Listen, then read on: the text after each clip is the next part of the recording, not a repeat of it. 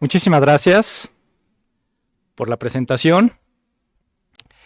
Es para mí un honor y un gusto estar el día de hoy en este primer congreso académico de AMAC, con el tema específicamente de los asfaltos y tocar precisamente el tema de la importancia de la formación de los nuevos ingenieros en el área de pavimentos.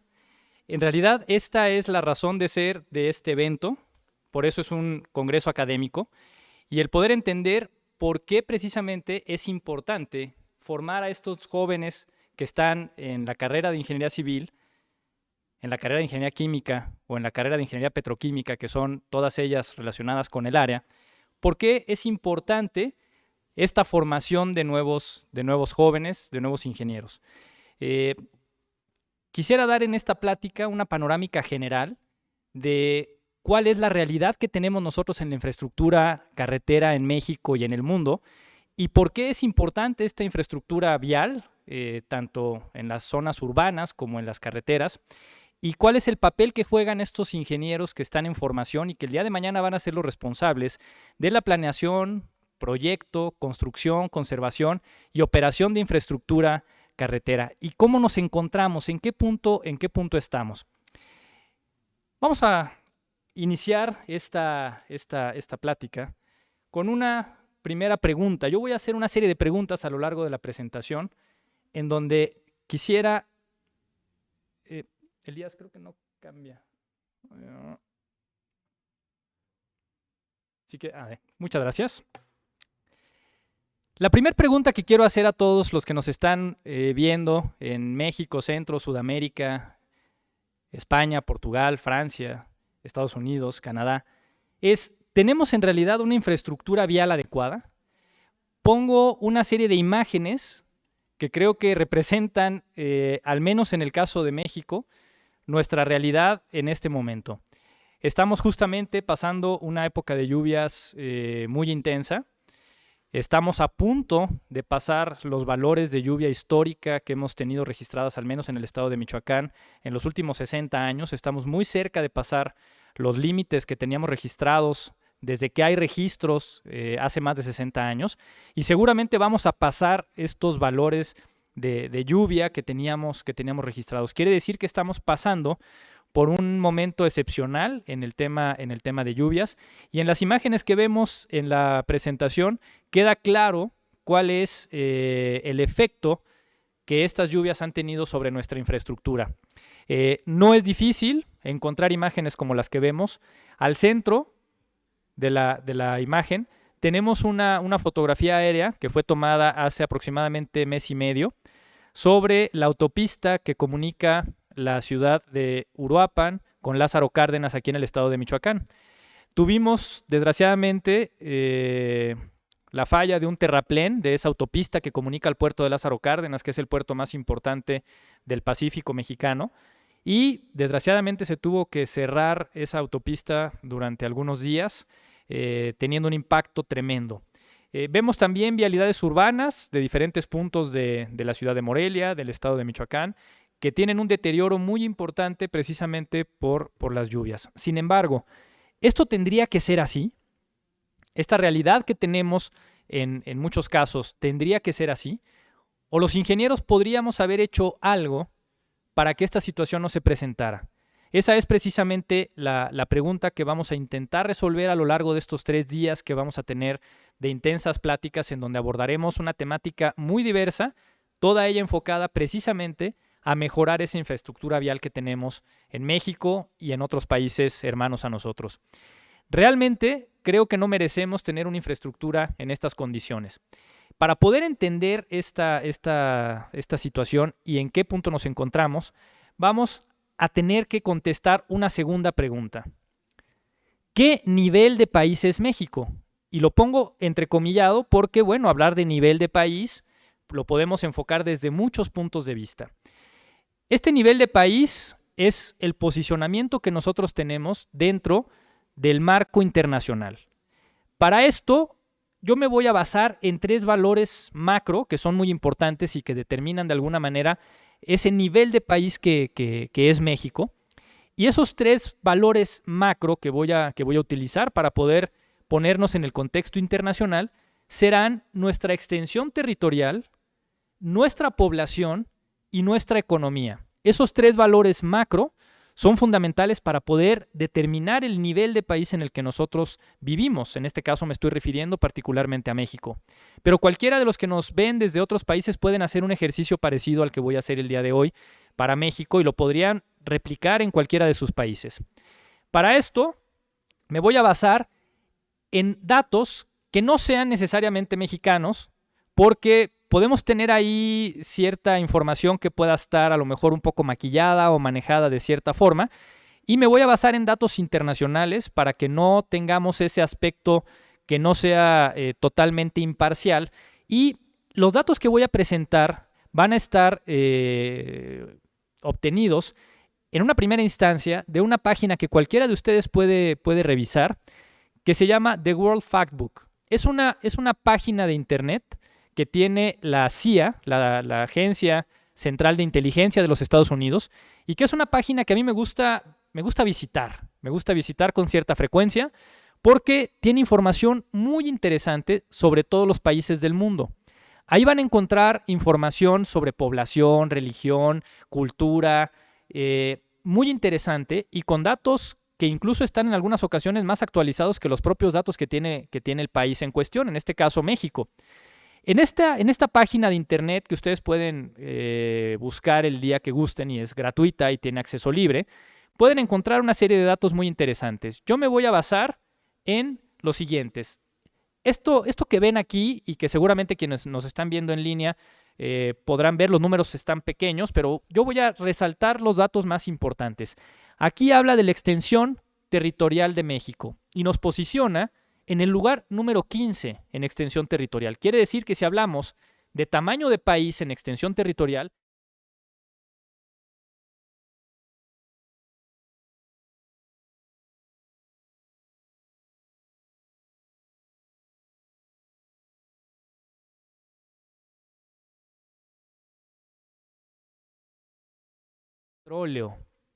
tenemos petróleo, somos un país petrolero.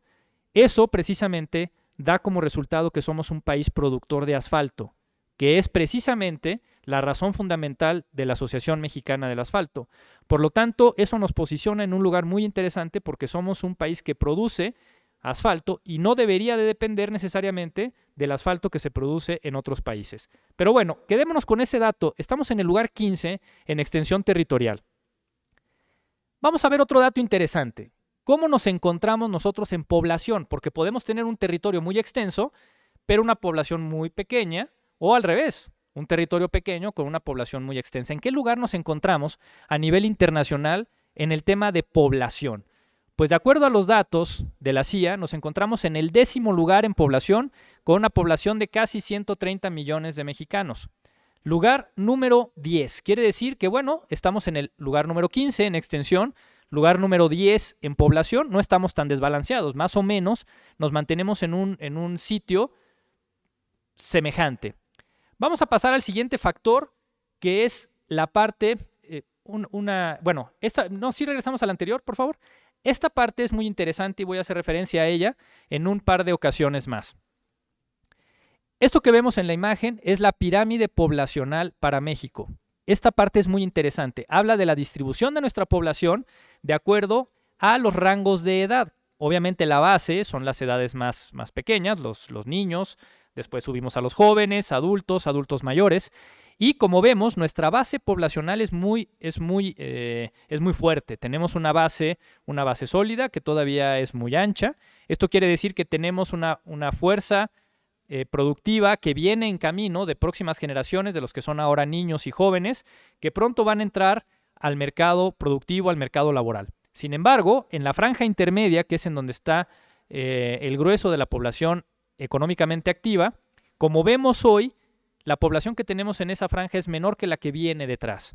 Por lo tanto, quiere decir que todavía vamos a tener nosotros necesidad de generar más trabajo para esa población joven que está llegando. Entonces, ese es un tema que tiene México. Tenemos que pensar en cómo vamos a incrementar el número de plazas de trabajo para poder ocupar a todas esas personas que vienen detrás, esos jóvenes que están en formación en este momento, esos niños que están creciendo y que el día de mañana van a ser personas activas también profesionalmente hablando. Pasamos a la siguiente, por favor. Y vamos a ver en la parte de economía, ¿cómo se encuentra México en el rubro económico? Resulta que en el rubro económico nos encontramos en el lugar número 11. Hemos fluctuado en los últimos años del lugar 9 al lugar 10, al lugar 11, al lugar 12, 10, 9, más o menos nos movemos ahí.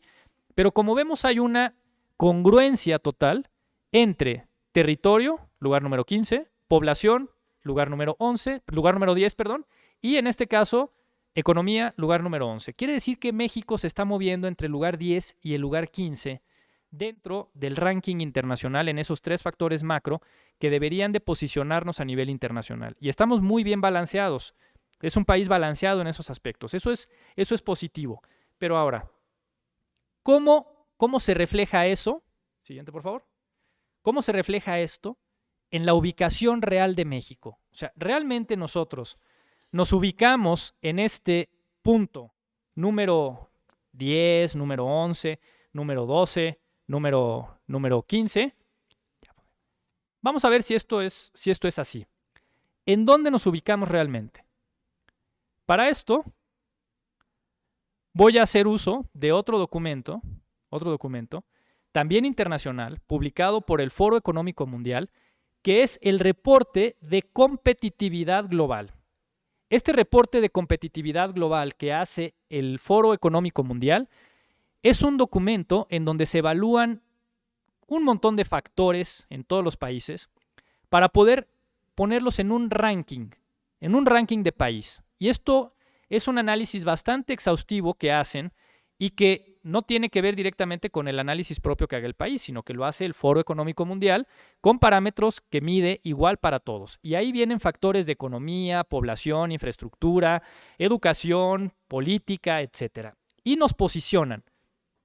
Si nosotros tuviéramos una verdadera congruencia entre lo que vimos en los factores anteriores con lo que nos va a decir nuestro reporte de competitividad global, quiere decir que estaríamos en el sitio que nos corresponde de acuerdo a lo que vimos anteriormente.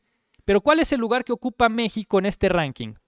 Bueno, ahí vienen algunos países, puse un extracto del listado. También ustedes pueden bajar de internet este documento, es público y lo pueden consultar en el momento que quieran. Ahí, como verán, México está ubicado en el lugar número 48.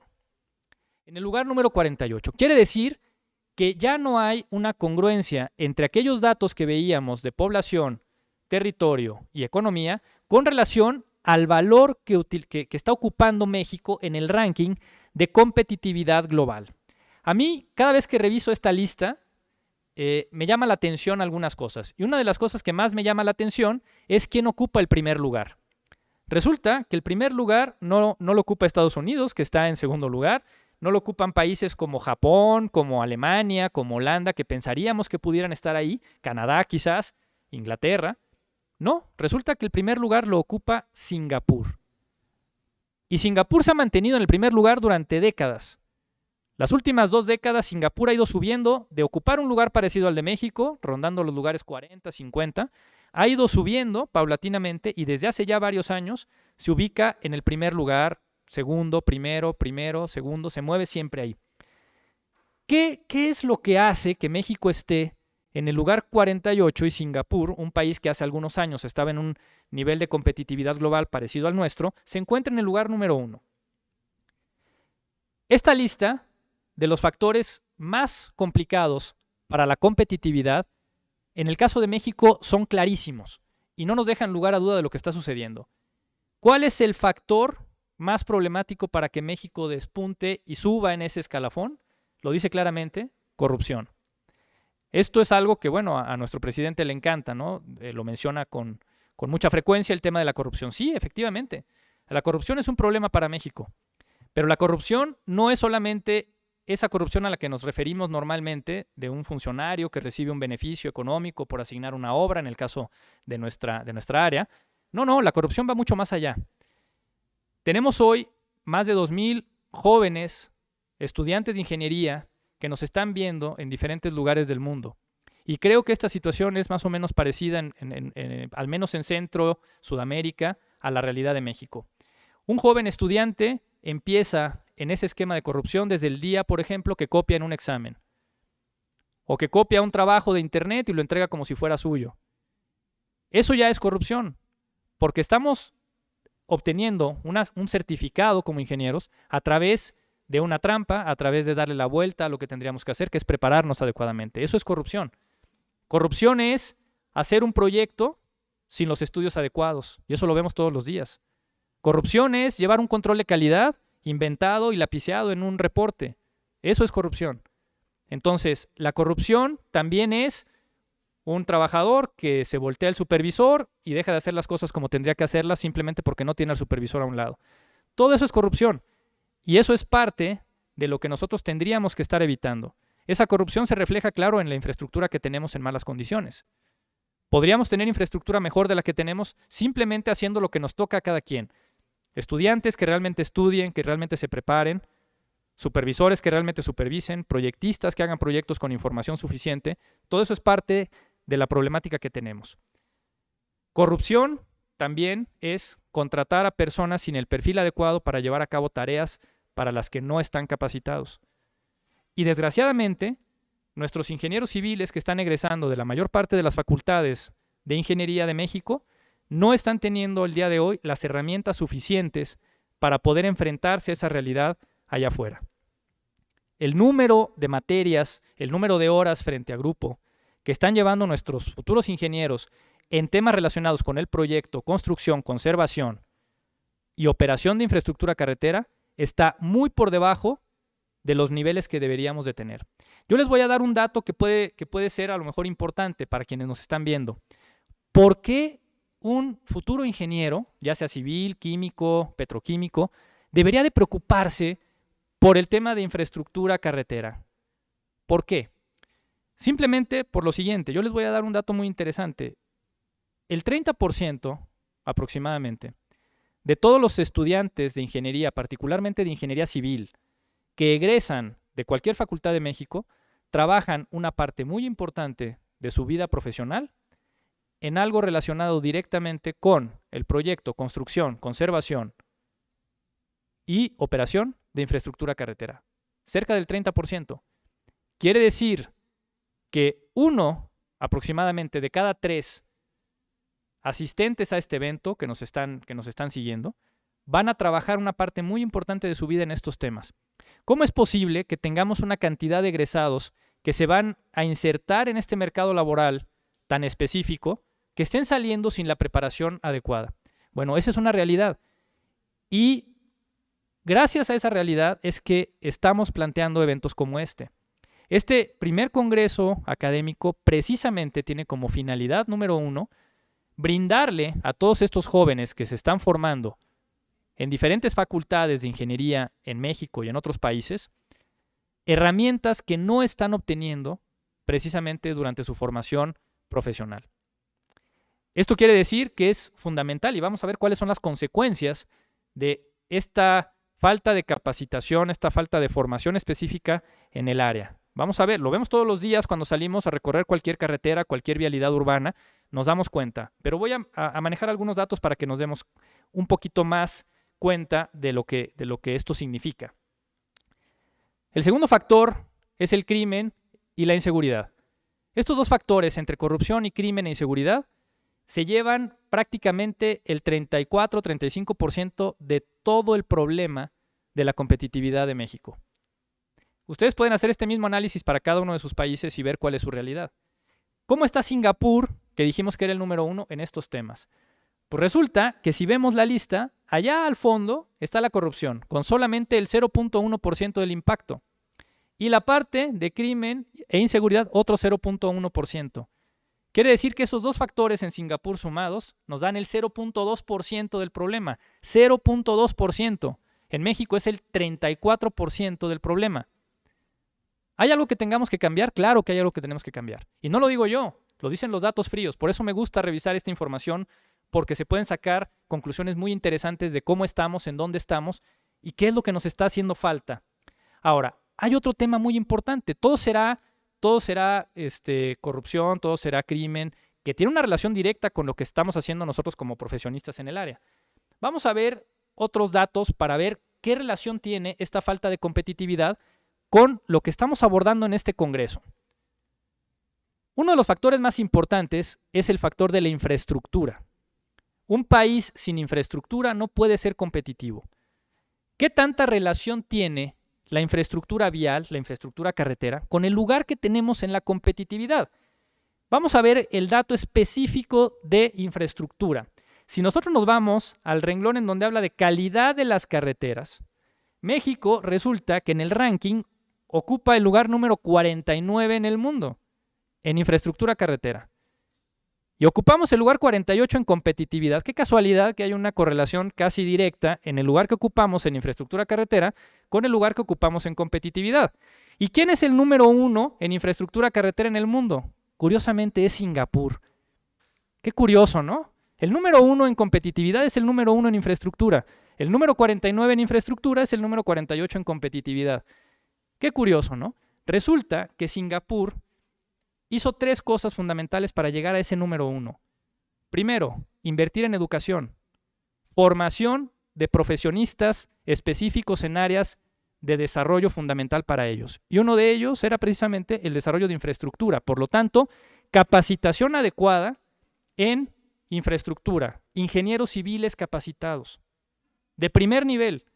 Ellos reclutaron a los mejores técnicos, especialistas del mundo para llevarlos a sus universidades y formar a sus futuros ingenieros. Fue uno de los primeros pasos que hizo Singapur para cambiar. Segundo, ¿qué hizo? Eliminar la corrupción.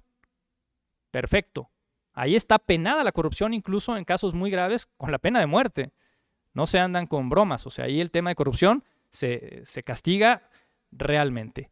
Y tercero, una vez que yo tenía una corrupción prácticamente nula, una vez que tenía ingenieros formados de primer nivel, desarrollar esa infraestructura de calidad. Al elevar su infraestructura de calidad, tener la posibilidad de mover sus mercancías, sus personas, llevar desarrollo, eso los hizo despuntar tremendamente y subir rápidamente al número 1. Quiere decir que la solución es relativamente sencilla. Capacitemos a nuestra gente, tengamos técnicos realmente capacitados con los temas que necesitan saber. Si yo sé que mi problema es la infraestructura carretera, ¿por qué no preparo a mis ingenieros en el área? Esa es la pregunta que yo siempre me he hecho. Cuando llegué a la Universidad Michoacana, ya hace algunos años, 18 para ser exactos, lo primero que hice fue trabajar en conjunto con un grupo de profesores de la facultad en reforzar el área de vías terrestres. Tuvimos la suerte de coincidir con un proceso de reforma del plan de estudios y logramos integrar una cantidad enorme de materias relacionadas con este tema. Y hoy podría decir yo que la currícula de la Universidad Michoacana tiene el mayor número de asignaturas en estos temas de todo México. Y eso obviamente se ha reflejado de alguna manera en sus egresados y complementado con una maestría en vías terrestres, quiere decir que la formación que tenemos en el área es creo que bastante interesante. A mí me encantaría que en muchas otras universidades del país hicieran lo mismo, que se le diera el valor, el peso que debe tener precisamente el área de vías terrestres, dado que, por un lado, va a darle trabajo a casi un tercio de los egresados de la facultad o escuela o instituto de la que se esté hablando, y además por la necesidad real que tenemos de mejorar nuestra infraestructura. Bueno, estos datos son interesantes y vale la pena revisarlos porque nos da una perspectiva de hacia dónde tenemos que ir. Vamos a ver rápidamente la pirámide poblacional de Singapur. Como vemos en Singapur, su pirámide es muy diferente a la de México. Ellos tienen en su base, se ha estrechado mucho su base, quiere decir que las futuras generaciones de Singapur son mucho menores en número que las que tenemos actualmente en el sector productivo. Eso para ellos de alguna manera es una ventaja porque no van a necesitar generar mucho más empleo porque va a haber menos fuerza laboral el día de mañana, pero por otro lado van a tener un problema. La mayor parte de la gente que está en el área laboral, quienes están en este momento trabajando, están ocupando un espacio y cuando vengan las generaciones futuras no van a tener suficientes personas para llenar esos espacios. Quiere decir que en unos años Singapur va a tener que importar precisamente profesionistas. Hay que poner ojo en eso también. Quienes se están formando en este momento, hay que pensar en dónde van a trabajar el día de mañana. Hay muchos países, como el caso de Singapur, vamos a ver otro caso más adelante, que tienen esta misma situación, ¿sí? una pirámide poblacional con una base muy estrecha, lo cual quiere decir que van a necesitar el día de mañana mano de obra calificada. Bueno, ¿en qué más impacta una infraestructura vial inadecuada? Sí, ya vimos el tema económico, el tema del desarrollo, pero ¿en qué más impacta? Tenemos aquí 3 imágenes que no son para nada difíciles de encontrar. Esto lo vemos todos los días, compren los periódicos y váyanse a la nota roja. Todos los días en todo el país tenemos imágenes como las que estamos viendo. Aquí en Michoacán también tenemos desgraciadamente algunos casos muy, muy claros de algunos tramos carreteros que son sumamente peligrosos, donde tenemos accidentes prácticamente todos los días con una cantidad de pérdidas humanas muy importantes. ¿Qué tanto impacta este asunto? Bueno, tenemos aquí una gráfica de la Organización Mundial de la Salud en donde dice que la primera causa de muerte en niños y jóvenes hasta 25 años de edad más o menos es el tema de accidentes viales. Primera causa de muerte. No hay una enfermedad, no hay un padecimiento que cause la muerte de más niños y jóvenes que los accidentes carreteros. Esto es un problema de salud. Esto es un problema de salud. ¿Cómo estamos nosotros en México en estos datos? Porque estos son datos internacionales. ¿Cómo estamos en México en esta situación? ¿Nos encontramos en un buen punto? ¿Nos encontramos muy bien? ¿O cómo estamos? Para esto voy a revisar otro documento que también pueden ustedes bajar de internet. Muy fácil, lo pueden consultar, que es el reporte global del estatus de seguridad en carreteras. Este documento lo publica la Organización Mundial de la Salud y da datos precisamente de accidentes, fallecimientos. Muy interesante. Hay que evaluar estos datos para poder tomar decisiones después. ¿Cuál es el escenario de México? Yo hice un extracto de algunos fragmentos de esta publicación y me voy a centrar en 2 o 3 datos muy importantes. Primero, ¿cuál es el ingreso per cápita de México? Más o menos $9,000 al año. Ahí lo tenemos en el primer renglón. Aproximadamente 9,000, quizás por ahí nos movemos entre los 9,000 y los $10,000 per cápita. ¿Cuál es la población que tenemos? Dijimos que estábamos alrededor de los 130 millones de habitantes. Muy bien, 130 millones de habitantes, un ingreso per cápita de aproximadamente 9,000, $10,000. Y tenemos un parque vehicular. ¿Cuántos vehículos tenemos registrados en México? Ahí abajo vemos el dato que nos dice que tenemos aproximadamente 40 millones de vehículos registrados. Ya para estas fechas, estos datos son de 2018, para estas fechas debe haber crecido un poquito, pero estaríamos hablando de que tenemos aproximadamente un vehículo por cada 3 mexicanos. Si teníamos 130 millones de mexicanos, tenemos poquito más de 40 millones de vehículos registrados, pues tenemos uno por cada 3. Otro dato muy importante, en la parte superior derecha vemos las velocidades de circulación que se permiten en México. La máxima velocidad permitida en las carreteras mexicanas es de 110 kilómetros por hora. Quiero que vean esos datos que son muy importantes. Velocidad máxima, parque vehicular, población. Ok, ¿cómo estamos en datos de accidentes? Más o menos en los últimos 10 años hemos fluctuado en el mismo valor de muertes al año. Estamos hablando de más de 16,000 muertes al año, datos oficiales. Esos son datos oficiales que provee el INEGI. Pero ¿cuáles son los datos reales? O sea, si el INEGI nos dice que están muriendo entre 16,000 y 17,000 personas al año, pues la verdad todos sabemos que puede ser mucho más de ese número, porque hay una cantidad enorme de muertes que se registran en nuestras carreteras que no quedan registradas precisamente en la estadística, por todas las complicaciones legales que esto implica. Hay mucha gente que desgraciadamente sufre un accidente, es retirada y después fallece, pero no se reporta como una muerte en un accidente. Entonces, estos datos me queda claro que todavía superan, la realidad supera mucho estos datos. Pero ¿esto es mucho o es poco? ¿Cómo estamos nosotros comparativamente con otros países? Ahí vemos en la parte inferior derecha la gráfica de cómo se ha movido el número de muertes por cada 100,000 habitantes. Este quizás es el dato realmente importante, porque en número podemos decir, bueno, hay países que tienen mucho menos población y por supuesto que ese dato va a ser más pequeño. Pero ya cuando lo hacemos proporcional a la población, nos hemos movido en más de 10 años, en los últimos 10 años, quizás un poquito más, entre 16 y 14 muertos por cada 100,000 habitantes. Ese dato vamos a ver, será mucho, será poco. Para poder tener un parámetro tenemos que compararnos con algún otro país. En este caso yo lo voy a comparar con Alemania. Y lo voy a comparar con Alemania por una razón muy sencilla. Primero, Es un país de primer mundo, tenemos que compararnos con alguien que pueda estar quizás mejor que nosotros en esos aspectos, pero además por una serie de realidades que tenemos interesantes. Alemania tiene un consumo per cápita de alcohol mucho mayor que el de México. ¿Por qué consumen más alcohol los alemanes? ¿Son más borrachos que los mexicanos? No, lo que pasa es que ellos tienen un ingreso per cápita de casi $45,000. Entonces les dura más la quincena, ¿no? Les alcanza para más caguamas a los alemanes y por eso toman más, no porque sean realmente más borrachos que nosotros, pero toman más que nosotros, esto está claro.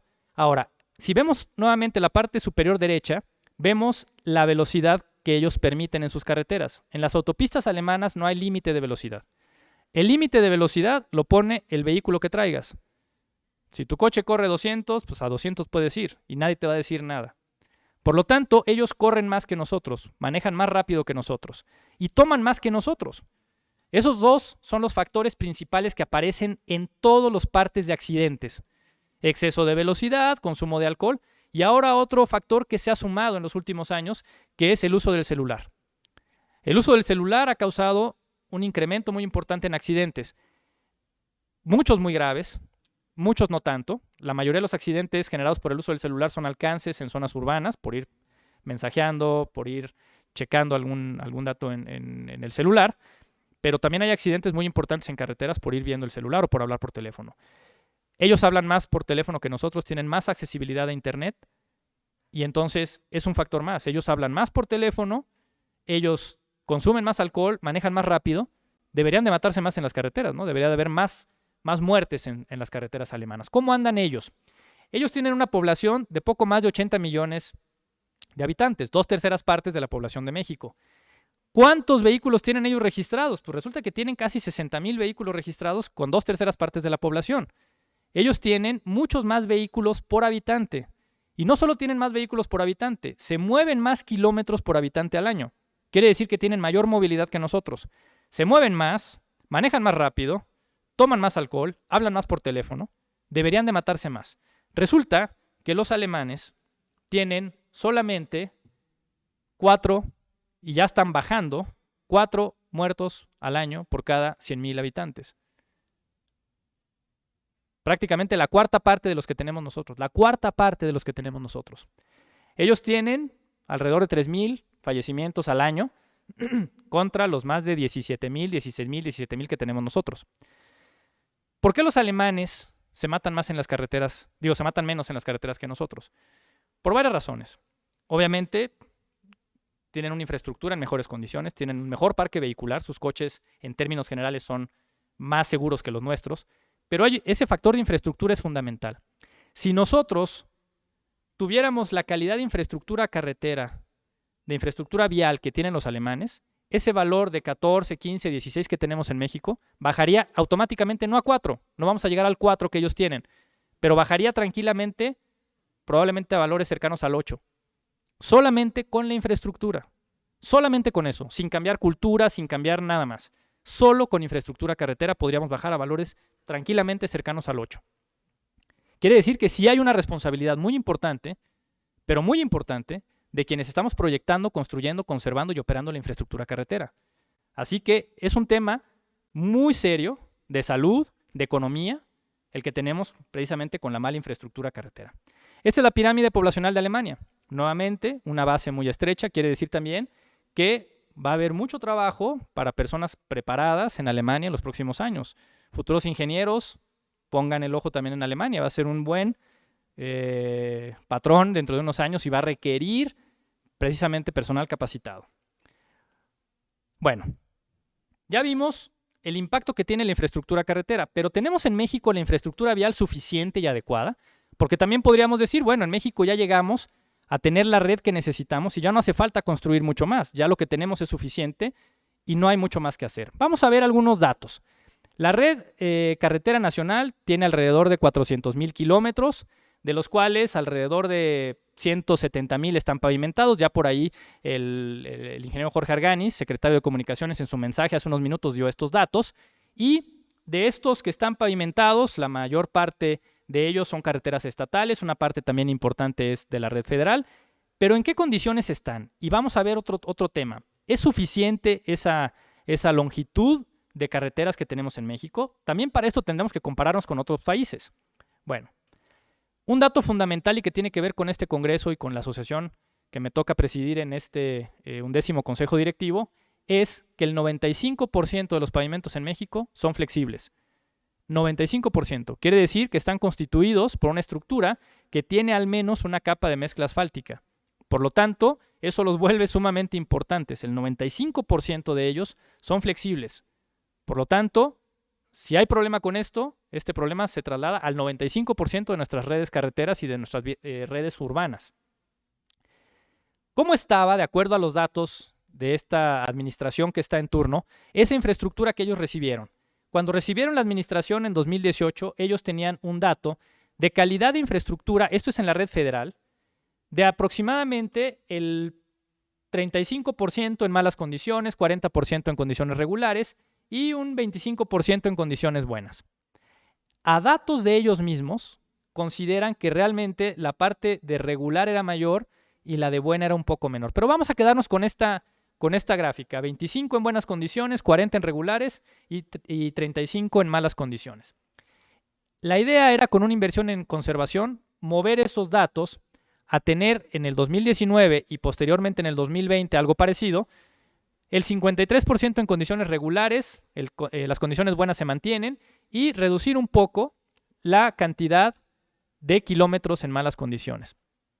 La realidad de las cosas es que nos encontramos más o menos en un número parecido a esto y que no ha subido demasiado el número de kilómetros en buenas condiciones. Quiere decir que tenemos una gran parte de la red que está o en regulares o en malas condiciones. Esto impacta directamente en los costos de operación y en los accidentes.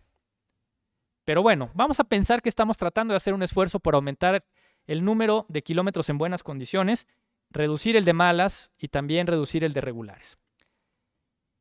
¿Ese número de kilómetros que tenemos en México es suficiente? Para poder medir esto, tenemos que sacar un parámetro que conocemos como accesibilidad. La accesibilidad es la cantidad de kilómetros de carretera que tenemos por cada kilómetro cuadrado de territorio. O sea, cuántas vialidades tenemos para accesar a mi territorio. México dijimos que tenía arriba de 400,000 kilómetros. Vamos a ser un poquito optimistas y para hacer una cuenta rápida, vamos a dejarlo en 500,000 de kilómetros de carreteras. ¿Cuántos kilómetros cuadrados dijimos que tenía México? 2 millones aproximadamente. Quiere decir que nos toca un cuarto de kilómetro de carretera por cada kilómetro cuadrado de territorio. O sea, si yo tuviera un terreno de 1 kilómetro cuadrado, o sea, 1 kilómetro por 1 kilómetro, tendría yo un caminito de 250 metros para accesar a todo mi territorio. Solo 250 metros. Pero ojo, esos 250 metros, ¿en qué condiciones estaban? Una tercera parte, ni siquiera llegaba a la tercera parte, estaba pavimentado. Quiere decir que 2/3 partes son terracerías. Una tercera parte son carreteras. Y de esa tercera parte, el 25% solamente está en buenas condiciones. El resto está en regulares o malas condiciones. ¿Cómo puedo yo desarrollar mi territorio? ¿Cómo puedo explotar ese territorio con una infraestructura en esas condiciones? Bueno, ¿eso es mucho o es poco o cómo andamos? Como siempre, tenemos que comparar con alguien. Voy a comparar en este caso con Francia. Francia es un país que tiene una población mucho menor a la de México. Ellos tienen una población de aproximadamente 50 millones. Tienen un territorio también mucho menor, que son aproximadamente 551 millones de kilómetros cuadrados. ¿Y cuál es la extensión de caminos, de carreteras que tiene Francia? Tiene 1 millón de kilómetros en la cuarta parte del territorio de México. A Francia le tocan aproximadamente 2 kilómetros de camino por cada kilómetro cuadrado de territorio. Quiere decir que puede cruzar su territorio de norte a sur y de este a oeste con una carretera. Nosotros teníamos 250 metros. ¿Y cómo están las condiciones de sus caminos? Excelentes en la mayoría de los casos. Y casi todos pavimentados.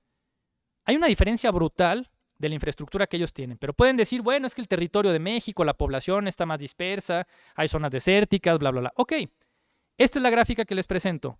Ustedes ven en la parte superior derecha el mapa de Francia con sus casi un poquito más de 500,000 kilómetros cuadrados de territorio y seleccionamos los estados del centro de la República Mexicana. Esa sumatoria de todos los estados que tenemos en el centro de la República nos da una extensión prácticamente igual a la de Francia. En ese caso tenemos 568,000 kilómetros cuadrados. contra 551,000 que tiene Francia, prácticamente igual. ¿Cuál es la población que tenemos en esos estados de la República nosotros? Resulta que tenemos 68 millones. Francia tiene 61 en su territorio, prácticamente la misma concentración de población. ¿Cuántos kilómetros de camino tenemos nosotros en esos estados? 191,000 kilómetros. 191,000. ¿Cuántos nos faltarían solo en ese territorio para llegar a la densidad que tiene Francia? 800,000 kilómetros más. Más de lo que tenemos actualmente, incluyendo terracerías, brechas y todo lo demás. Quiere decir que nos falta muchísimo por construir.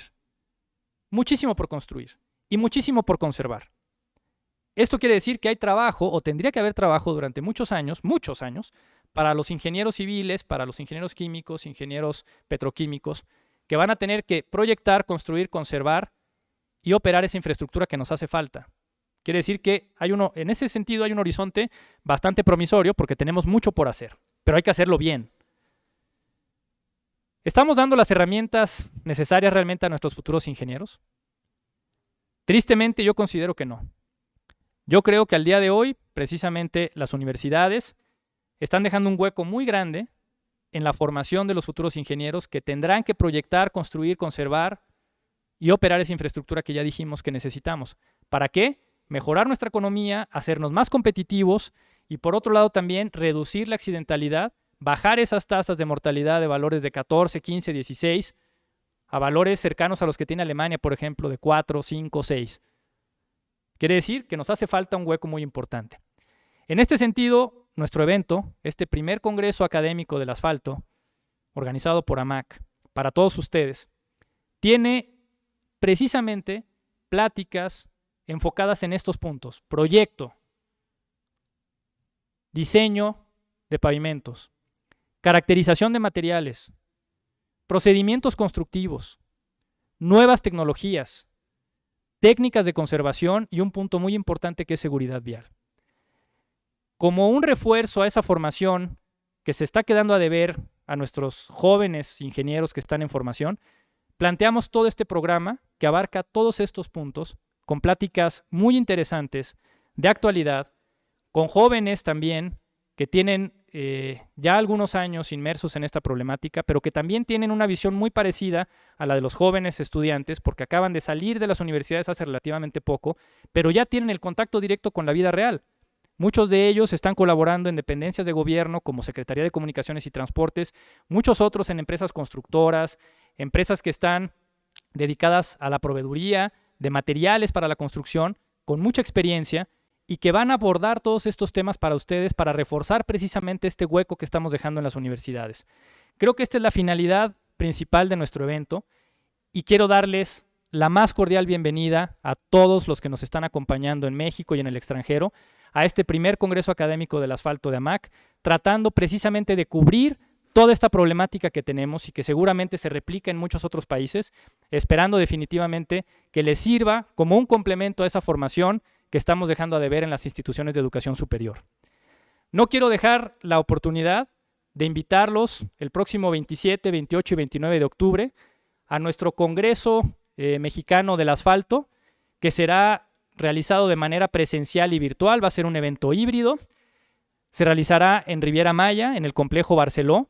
Va a ser un evento muy importante, donde vamos a tener una expo también maravillosa, donde vamos a estar teniendo la oportunidad de convivir con funcionarios de gobierno, con empresas vinculadas al sector, compartir experiencias y sobre todo podernos reunir después de más de año y medio de pandemia, en donde estamos realmente todos necesitados de ese contacto, de esa cercanía, de saludar amigos que tenemos mucho tiempo que no vemos, de colaboraciones, de estrechar esos lazos de intercambio de información. Así que los esperamos en este congreso. Es un complemento. De hecho, se pensó este congreso académico como un previo a nuestro Congreso Mexicano del Asfalto y esperamos realmente que este evento y también el Congreso Mexicano del Asfalto que tendremos el mes entrante sean totalmente satisfactorios para ustedes. Yo no tengo más que agradecer a todos los que están colaborando para que este evento sea posible, a todo el staff, a todos los miembros de la asociación, a todos los ponentes que nos van a acompañar en los próximos 3 días, a la Secretaría de Comunicaciones y Transportes, a la Cámara Mexicana de la Industria de la Construcción, al Colegio de Ingenieros Civiles de México y, por supuesto, a la Universidad Latina de América, a la Universidad Autónoma de Nuevo León, que nos abrieron sus puertas para poder desarrollar estos eventos. Muchísimas gracias a todos, bienvenidos y espero que este evento sea de entera satisfacción para todos ustedes. Muchísimas gracias a todos, muchísimas gracias.